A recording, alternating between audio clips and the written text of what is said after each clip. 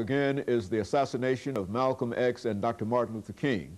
And Dr. Baldwin, before we had our second commercial break, we promised that we would give you an opportunity to sort of give us some additional information about the assassination of Dr. King.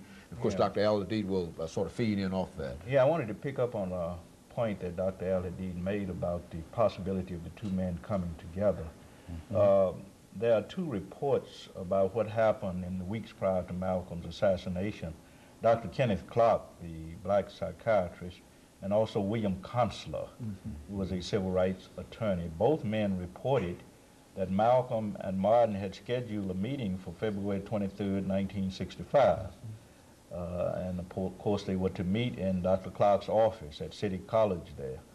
Perhaps discuss the future course of the movement, because Dr. King at that time was interested in moving from the north to the south into places like Chicago and perhaps even Harlem to deal with slum conditions and education and other problems that were confronting the inner cities.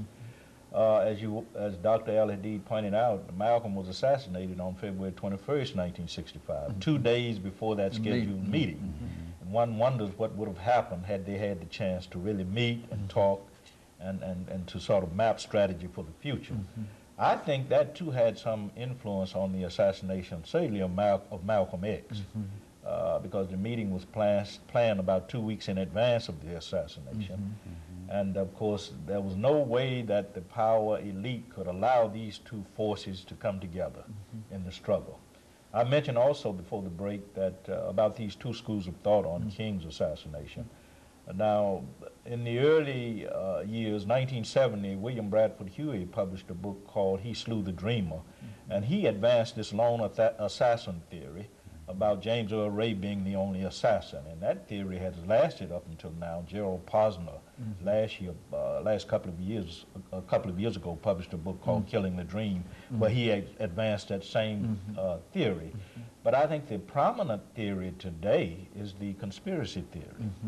Most of the scholars who deal with the assassination of Dr. King line up with that theory, arguing that that King's assassination resulted from a combination of forces from the intelligence community, organized crime, local police officials, and I tend to subscribe to that theory myself.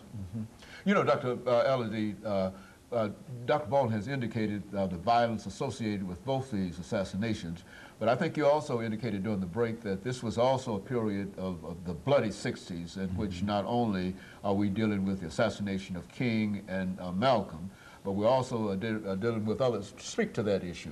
Yes, it was the decade of the assassination of Medgar Evers, Robert Kennedy, John F. Kennedy, and there were a lot of things going on abroad, too, in terms of assassination of leaders or overthrows of governments. King made a statement. He said that the bombs dropped in Vietnam explode in America in inflation and depression and economic injustice. And he also said that he'd come so far that he could not